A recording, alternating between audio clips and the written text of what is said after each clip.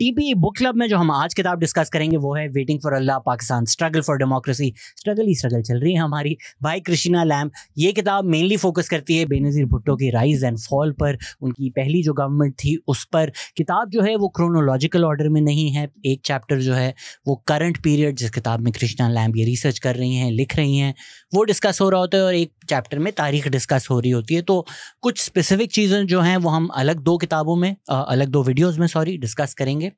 ये वीडियो भी स्पेसिफिकली मैंने कोशिश की है कि थोड़ी क्रोनोलॉजिकल मैं करने की कोशिश करूं, बट होगी नहीं। जिस तरह चैप्टर्स हैं उसी तरह चलेगा सिलसिला। शुरू करते हैं अयूब खान से। अयूब खान ने जो है पावर सेंट्रलाइज्ड की। अयूब खान, ये कृष्णा लैम्ब लिखती हैं अब कि पावर को इंस्टीट्यूशनलाइज कर दिया है उन्होंने, और उस वक्त पंजाबी डोमिनेटेड ब्यूरोक्रेसी थी। अयूब खान जो है वो ओपनली रेसिस्ट थे अगेंस्ट बंगालीज जिनको वो इन्फीरियर रेस समझते थे। हमें तो पाक स्टडीज़ में पढ़ाया जाता है कि जी अयूब खान वाह ही वाह, डेकेड ऑफ डेवलपमेंट है। हाल ही में इमरान खान ने भी अयूब खान के ख़िलाफ़ ट्वीट किया कि उसका ज़माना लग रहा है। अली आफ्ताब सईद ने अपनी आखिरी वीडियो में बोला है कि जब 2018 में कैंपेनिंग कर रहे थे तो अपनी लास्ट स्पीच में इमरान खान ने इनफैक्ट अयूब खान की वीडियो दिखाई थी और बोला कितना कमाल आदमी है। तो ये जो पाक स्टडीज़ हमने दिमागों में भरा हुआ है ना, उसकी वजह से हमें लगता है कि अयूब खान से बेहतर तो कोई चीज़ ही नहीं था। किताब में अगर देखा जाए तो उसमें लिखा हुआ है despite the consistent rise in per capita national income बढ़ रही थी, the living standards of many actually fail, कि लोगों के जो जीने की रोज़मर्रा की ज़िंदगी थी वो उसके स्टैंडर्ड्स गिरे। Between 1954 and 1967 wages industrial workers in west Pakistan fell by 12%। तो वेस्ट पाकिस्तान जो हम कहते हैं जी, यहाँ तो बड़ी डेवलपमेंट थी, फैक्ट्रियाँ लग रही थी, डैम बन रहे थे, लोगों की वेजेस 12% गिरी, तनख्वाहें उनकी। While the gap between per capita income in east and west Pakistan grew from 30% to 61%। तो हम बार बार ये कह चुके हैं, खुर्रम हुसैन आके उस पीरियड के बारे में डिटेल में हमें समझा चुके हैं। ईस्ट पाकिस्तान की जो रिसोर्सेज हैं वो एक्सट्रैक्ट हो रही थी, उससे वेस्ट पाकिस्तान में डेवलपमेंट हो रही थी। तो वो जो फ़र्क था इन डेवलपमेंट, जो पर कैपिटा इनकम में फ़र्क था वेस्ट पाकिस्तान और ईस्ट पाकिस्तान का, वो 31% था, और वो जो है वो 30% था, और 61% हो गया अयूब खान के दौर में। बेसिक लफ्ज़ों में मतलब ये है कि जो अमीर है वो अमीर से अमीरतर होता रहा। महबूब उल हक की बात बार बार कही जाती है कि 22 फैमिली जो हैं वो पाकिस्तान की बेशतर रिसोर्सेज पे कंट्रोल लेकर बैठी हुई थी अयूब खान के दौर में, और जो गरीब है उसकी ज़िंदगी अब बदतर होती रही, गरीबतर होती रही। हमें बताया जाता है कि अयूब खान के दौर डेवलपमेंट का दौर था। तो फिर सवाल ये पूछना चाहिए कि आवाम इतनी आवाज़ार बेजार क्यों आई हुई थी कि वो गालियाँ दे रही थी सड़क पर निकल कर, और मिलिट्री को खुद ही इवेंचुअली अयूब खान को हटाना पड़ा। किताब अगर आप पढ़ेंगे तो इसमें बहुत सारे एनेक्डोट्स हैं। कृष्णा लैम्ब लिखती हैं कि उनके पास डायरेक्ट एक्सेस था मिलिट्री कॉन्टैक्ट्स का भी, जिनसे उन्होंने बातें की। अगर हम बेनज़ीर जो किताब का फोकस है उसके ऊपर आ जाएं हम, तो कृष्णा लैम्ब लिखती हैं कि उनके पास मिलिट्री ऑफिशियल्स का एक्सेस था, including the head of the military intelligence. तो वो लिखती हैं कि there is no doubt that a large section of the army did all it could to prevent elections taking place after Zia's death, and then to prevent Benazir from winning, often through the most sordid methods. तो आजकल ये ख्याल पाया जाता है कि अगर हम कहें कि जी ये अस्करी प्रोडक्ट हैं, ये अस्करी प्रोडक्ट हैं, तो बोलते हैं कौन नहीं है अस्करी प्रोडक्ट। आजकल एक कैंपेन चल रही है पीटीआई की तरफ से कि अस्करी प्रोडक्ट्स बाइकआउट करें, तो मैंने ट्वीट किया Askari products telling you to boycott Askari products. तो जब लोग कहते हैं कौन नहीं है, फिर तो ये देखें बेनज़ीर जब आई हैं पावर में, या दूसरी तरफ ये भी कहा जाता है कि Pakistan army has never lost an election. वो भी आप दोनों पर्सपेक्टिव, ये जो मिसनोमर्स हमने बनाए हुए हैं, आवाम में चलती हैं बातें, इनको जहन में रखते हुए अब ये जो बातें हैं कृष्णा लैम्ब की किताब में लिखी हुई हैं वो देखें। ये मिलिट्री कभी नहीं चाहती थी कि बेनज़ीर भुट्टो इलेक्शन जीते, और फिर वो कभी नहीं चाहती थी कि बेनज़ीर अगर पावर में आ भी गई हैं तो उनके पास हकीकी मायनों में पावर हो। खुर्रम हुसैन भी जब आए हुए थे इस पॉडकास्ट में, उन्होंने बोला कि नेशनल असेंबली तक कॉल नहीं की जा रही थी। बेनज़ीर भुट्टो को कहा गया था IMF एग्रीमेंट, जो हम ऑलरेडी एग्री कर चुके हैं, ब्यूरोक्रेसी कर चुकी है, जब तक वो रेटिफाई नहीं होगा हम आपकी नेशनल असेंबली तक नहीं कॉल करेंगे। US को प्रेशर डालना पड़ा, माउंट करना पड़ा प्रेशर कि भाई आप डेमोक्रेटिक गवर्नमेंट लेकर आएँ। ऐसे बेनज़ीर भुट्टो प्राइम मिनिस्टर बनी है, वो अस्करी प्रोडक्ट नहीं थी। तो मिलिट्री का पूरा जोर लगाने के बावजूद बेनज़ीर भुट्टो इलेक्शन जीती थी। कृष्णा लैम्ब लिखती हैं कि जाहिर सी बात है कि डी फैक्टो असल कंट्रोल जो है वो मिलिट्री के पास ही था। वो लिखती हैं कि Benazir played into their hands bye accepting many of their terms for taking office. तो वो जो शुरू में उनको कहा गया कि भाई इन चीज़ों में आपने नहीं दखल अंदाजी करनी है, इनमें हम कंट्रोल ही रखेंगे, तो बेनज़ीर भुट्टो ने वो एक्सेप्ट करके अब ये कुछ लोग आर्ग्यू करते हैं कि बेनज़ीर भुट्टो को चाहिए था कि जब अवाम उनके साथ थी, पावर उनके पास थी और उनको ब्यूरोक्रेसी और मिलिट्री इस तरह कंट्रोल करने की कोशिश कर रही थी, तो बेनज़ीर भुट्टो को चाहिए था, बोले मैं मानती नहीं हूँ, वापस इलेक्शन करवाओ। But I think she was also aware कि अगर वो ऐसा करती, मेरी नज़र में नवाज शरीफ को प्राइम मिनिस्टर बना दिया जाता, ऐसा नहीं होता कि जो ये गवर्नमेंट या मिलिट्री सेटअप है बेनज़ीर के मना करने से गिर जाती। वो एक कोएलिशन स्टिच टुगेदर करके कहीं ना कहीं से पीपीपी के लोग तोड़कर गवर्नमेंट बना ही लेते। तो जब बेनज़ीर भुट्टो पावर में आई हैं तो जो ज़ियाउल हक का पाकिस्तान था, जो इस्लामाइजेशन थी, और बेनज़ीर भुट्टो के जो सेक्युलर आइडियाज़ है, उसमें बहुत फ़र्क था। साथ ही साथ औरंगी के कराची और क्लिफ्टन के कराची में बहुत फ़र्क था।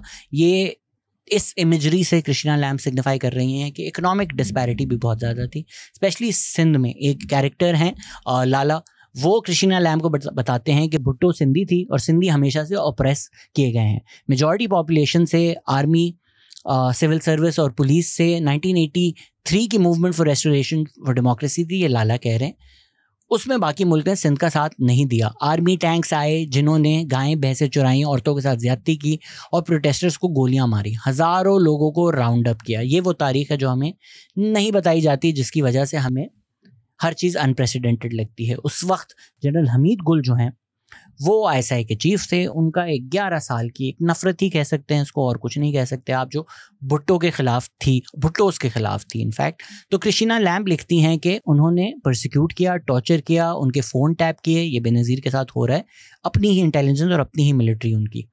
इलेक्शन से 2 हफ्ते पहले हमीद गुल ने ऑपोजिशन की स्ट्रैटेजी बनाई, इस्लामिक डेमोक्रेटिक अलायंस, जिसका प्रोपेगेंडा था कि भुट्टो की खातून गैंगस्टर्स एंड बैंगल्स हैं। पर अवाम जीत गई, बेनज़ीर भुट्टो जो है वो PM बनी, और यही हमीद गुल वहाँ खड़े थे और इन्होंने अपनी आंखों के सामने देखा बेनज़ीर भुट्टो को प्राइम मिनिस्टर बनते हुए। और theoretically speaking at least Benazir Bhutto जिनके खिलाफ इन्होंने ये सब किया, वो उनकी अब बॉस थी। तो कृष्णा लैम्ब आगे लिखती हैं कि general Aslam Beg, the apparently benign army chief, whom everyone wanted to congratulate for overseeing Pakistan's first peaceful transition of power. It was impossible to scrutinize the expression behind the dark glasses of the man whom many suspected was involved in the plane crash which had killed Zia and wiped out the senior ranks of the army, leaving the scarcely known Beg in charge. Why had he decided to travel in a separate helicopter? And why had he flown straight over the wreckage instead of turning back to see if there were any survivors? These were the questions on many lips. ये page 35 पर है, अगर कोई पढ़ना चाहता है इससे पहले कि ये किताब जो है वो बैन हो जाए। ज़ियाउल हक के पीछे, मौत के पीछे कौन था, ये तो हमें कभी भी ना पता चले। बेनज़ीर भुट्टो जब प्राइम मिनिस्टर बनी है तो उनकी जो पोजीशन है वो काफ़ी मुश्किल थी। एक तरफ प्रेशर था कि पाकिस्तान में डेमोक्रेसी को रिस्टोर करो और जो उनका एजेंडा है, जो वो चाहती थी आवाम के लिए, वो करना। दूसरी की तरफ मिलिट्री का भी प्रेशर था, इसमें फिर US का रोल भी आ जाता है। बेनज़ीर भुट्टो कहती हैं कि उनको याद है कि कैसे US secretary of state Henry Kissinger ने जुल्फ़िकार अली भुट्टो को 1976 में कहा था कि अगर अपनी न्यूक्लियर एम्बिशंस नहीं ख़त्म की तो we will make a horrible example out of you.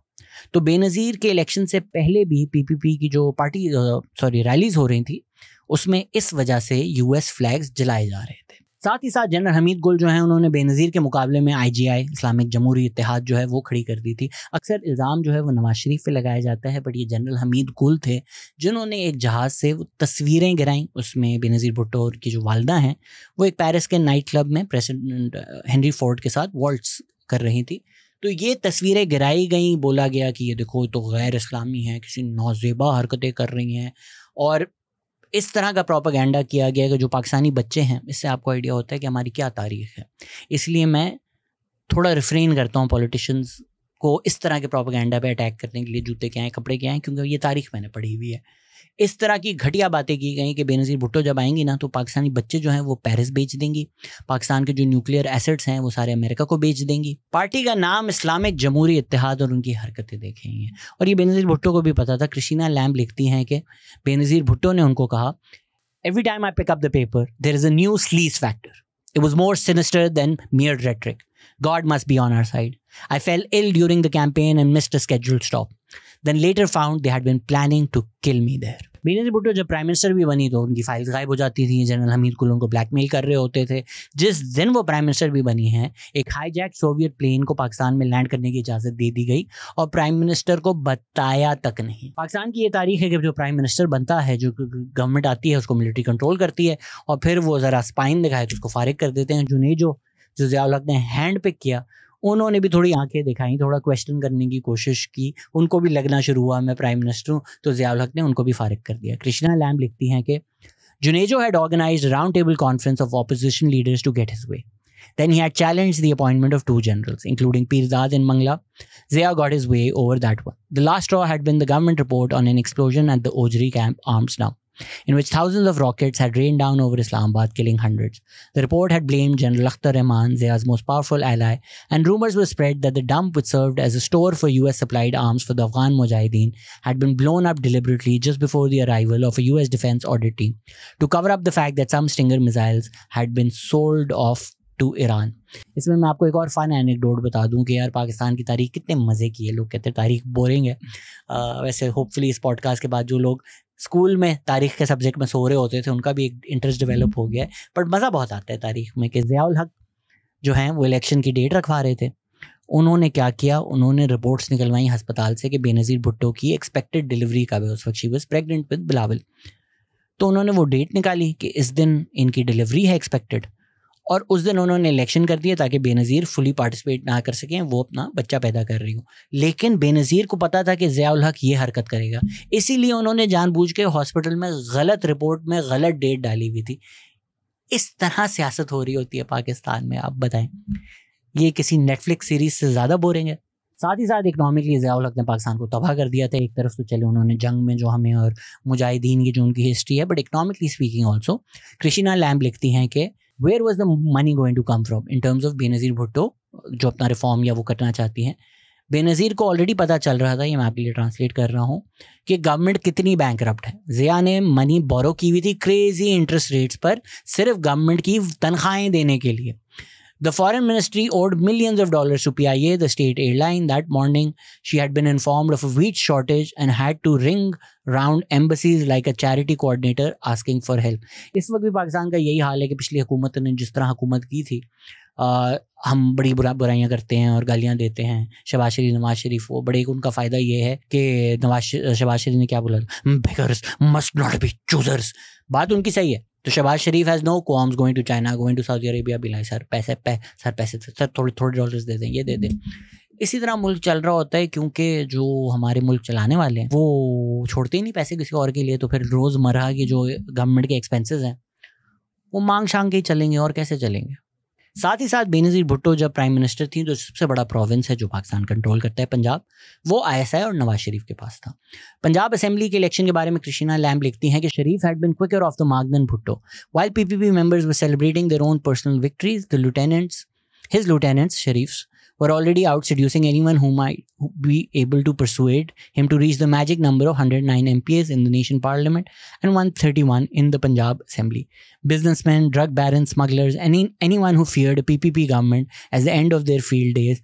अब हमें लगता है ना कि PPP दूसरा नाम करप्शन का है। उस टाइम जो बिजनेसमैन हैं, ड्रग बैरन, स्मगलर्स हैं, उनको डरता है कि PPP आके आने से ज़िया के टाइम जो हमने मज़े लूटे हैं, चोरियां की हैं, वो टाइम ख़त्म हो जाएगा। All were tapped for funds. तो उनसे पैसे लिए गए नवाज शरीफ को और ISI की IGI जो नवाज शरीफ हेड थे उसको सपोर्ट करने के लिए। Dark car parks, anonymous hotel rooms, इनमें जो है मीटिंग सेट हुई थी इंडिपेंडेंट PPP मेंबर्स के लिए।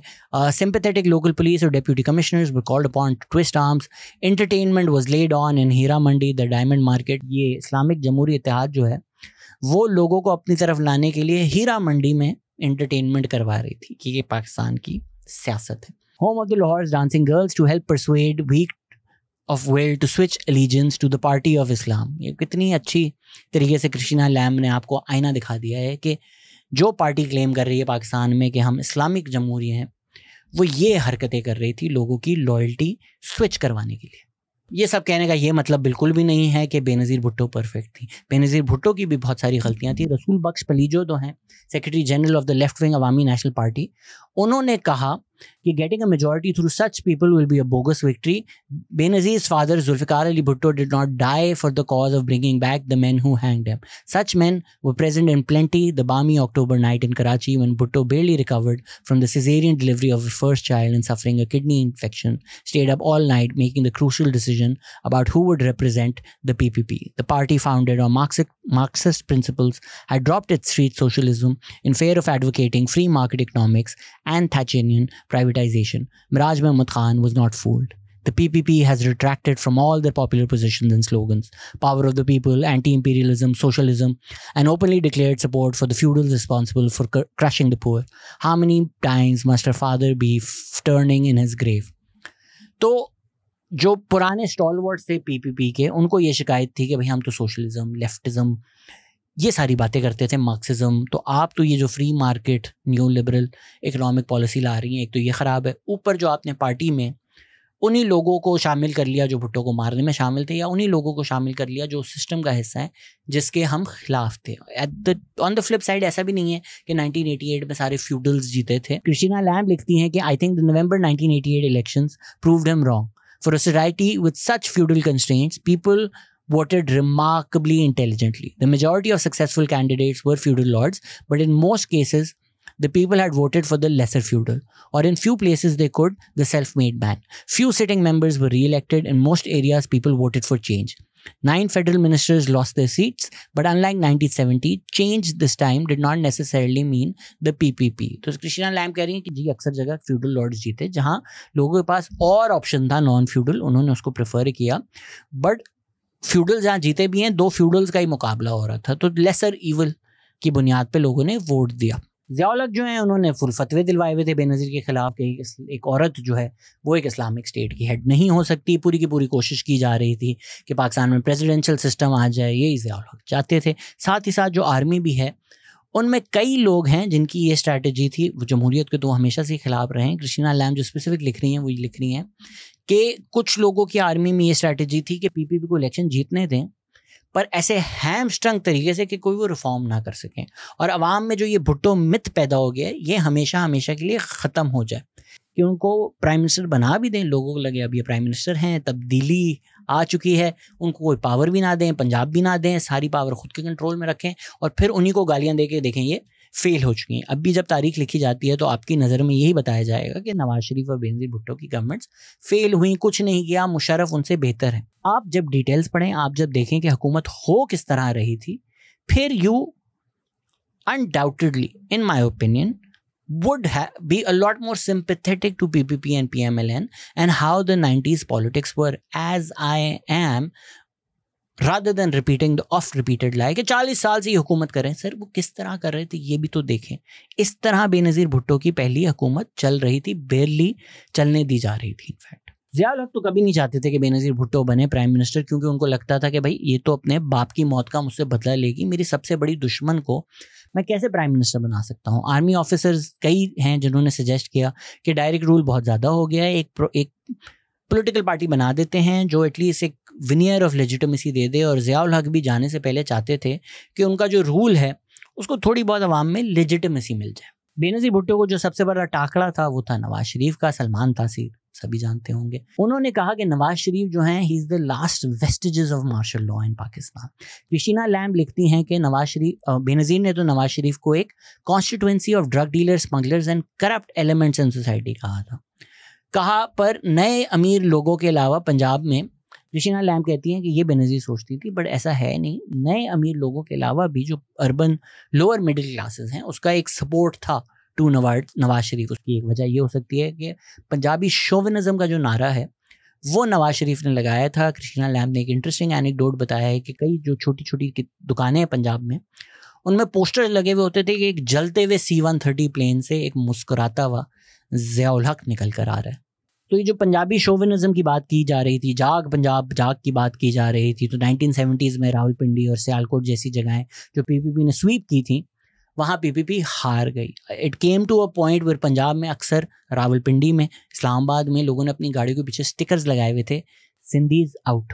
लसानी बुनियाद पर पाकिस्तान की तारीख में कौन फसादात कराता है, किन मकासद के लिए कराता है, अब तक तो सबके लिए वाजे हो जाना चाहिए। हम उनकी बात करते हैं जिनकी कोई बात नहीं करता। मिलिट्री की भी बहुत ज़्यादा बात होती है पाकिस्तान में। सियासतदान तो सब जलील कर रहे होते हैं, ब्यूरोक्रेसी का कोई जिक्र नहीं करता, जिसका मिलिट्री के बाद मेरी नज़र में सेकंड मोस्ट इंपॉर्टेंट रोल है पाकिस्तान की बर्बादी में। कोई उनका नाम तक नहीं लेता। मिलिट्री जो है वो रूल करती है रिलाई करके सिविल सर्वेंट्स पर, और सिविल सर्वेंट्स पर दे एस्केप ऑल अकाउंटेबिलिटी। डीसी और उनके जो डेप्यूटी हैं वो बहुत ताकतवर होते हैं पाकिस्तान में। ये डिसाइड करते हैं कहाँ रोड बनेगा, किस गांव में बिजली आएगी। लोकल पुलिस जो है वो लोकल एरियाज में हर चीज़ें डिस्क्राइब कर रहे होते हैं, और जो सीनियर ब्यूरोक्रेट्स हैं ये महफिलों में पहुंचे हुए होते हैं। और अगर किताब पढ़ें तो कृष्णा लैम्ब आपको खुलकर बताती हैं कि जॉनी वॉकर की जो बोतल है वो क्या चीज़ खोलती है, वोडका की जो बोतल है वो कौन से रास्ते खोलती है, और मरी ब्रूवरी जो है वो बस दोस्ती यारी के लिए, उससे कोई आपके दरवाजे नहीं खुलते पाकिस्तान में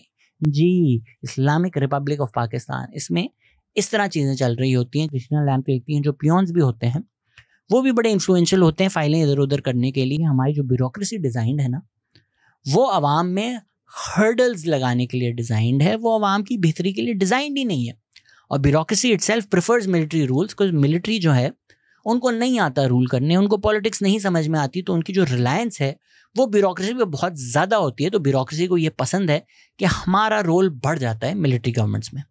साथ ही साथ बेनज़ीर भुट्टो को स्ट्रीट एजिटेशंस का भी सामना करना पड़ा। शक ये था कि नवाज शरीफ ने वो ऑर्गेनाइज़ की थी 1989 में, जो सलमान रुश्दी की सैटेन एक्ट वर्सेस के ख़िलाफ़ प्रोटेस्ट हो रही थी, ब्लास्फेमी प्रोटेस्ट हो रही थी।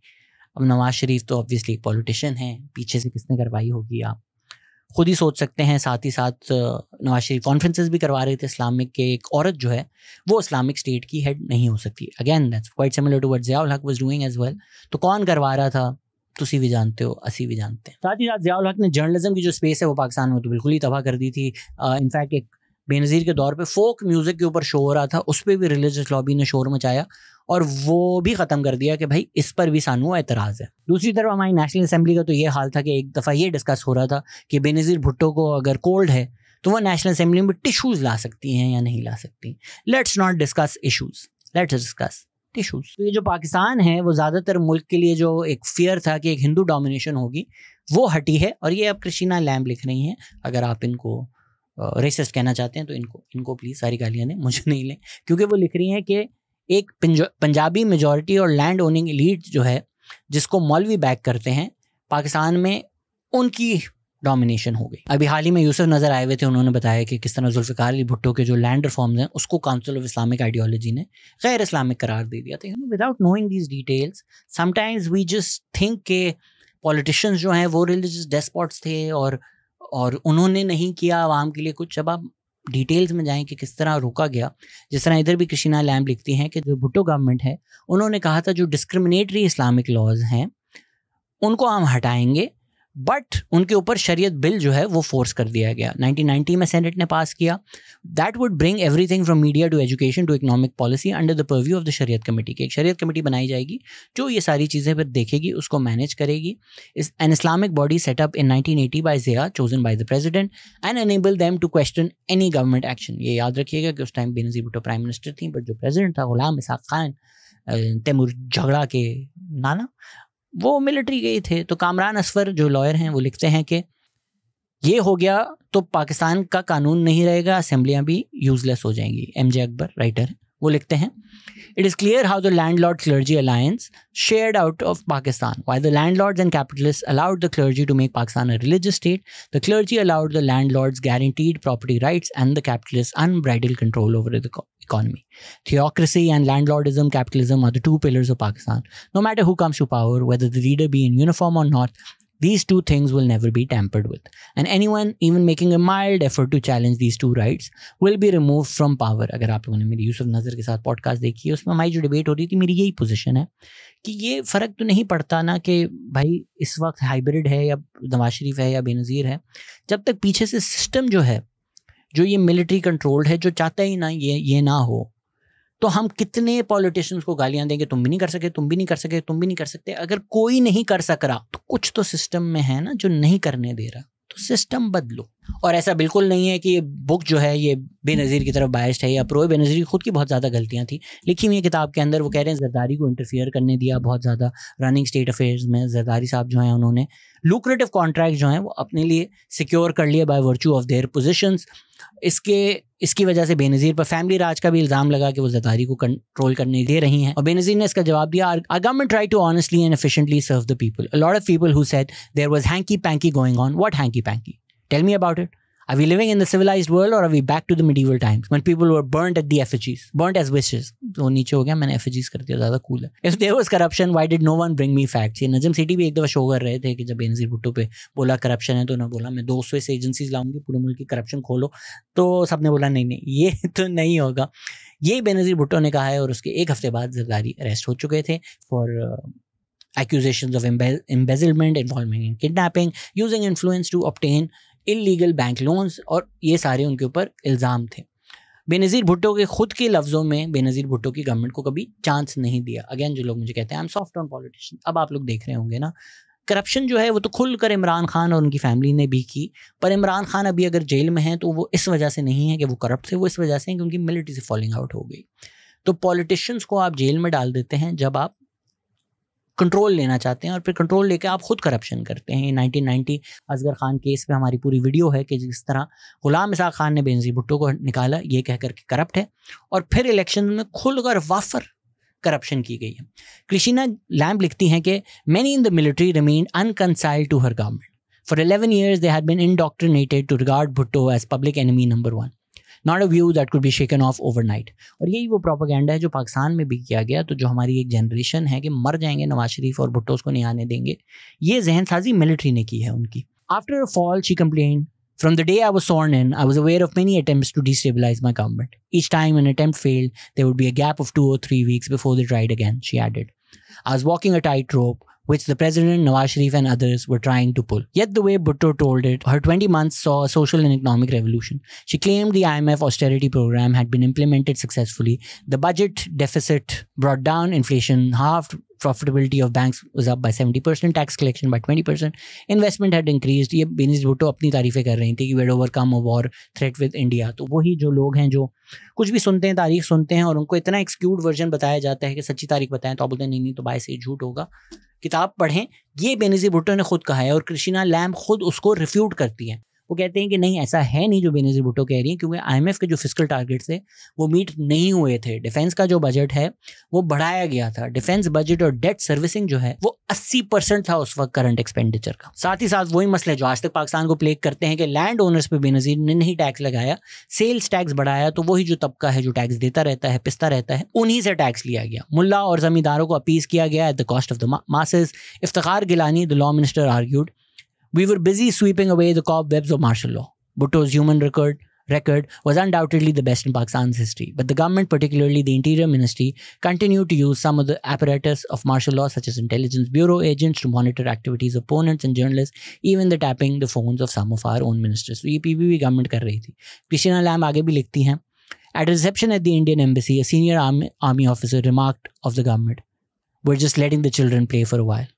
Nor could Bhutto forget that was allowing the army full powers which had led to the father's downfall. तो ये जो खेल खेला जा रहा था, जो आर्मी बच्चों को खेलने दे रही थी, 6 अगस्त 1990 को ये खेल ख़त्म कर दिया जाता है और बेनज़ीर भुट्टो की जो गवर्नमेंट है वो डिसॉल्व कर दी जाती है। अगर आप डिसोल्यूशन के बारे में और जानना चाहते हैं और उसका जो इम्पैक्ट था पाकिस्तान लॉस्ट की, हमारी एक एपिसोड है about the dismissal of Benazir Bhutto's government, वो देखें। अगर 1990 के इलेक्शन के करप्शन में जानना चाहते हैं हम ज़्यादा, तो उस पर हमारी एक वीडियो है कि नवाज शरीफ को किस तरह मिलिट्री इंटेलिजेंस और पूरी हमारी इस्टेब्लिशमेंट ने प्राइम मिनिस्टर बनाया। इस किताब पे 2 और हम वीडियोज़ करेंगे जो स्पेसिफिक हैं, एक कराची सिंध जो है और एक तालिबान जो है वो जो शायद इस वीडियो से भी पहले आ चुकी है। As always thank you so much for watching and let me know what book would you like us to do next in the TPE book club.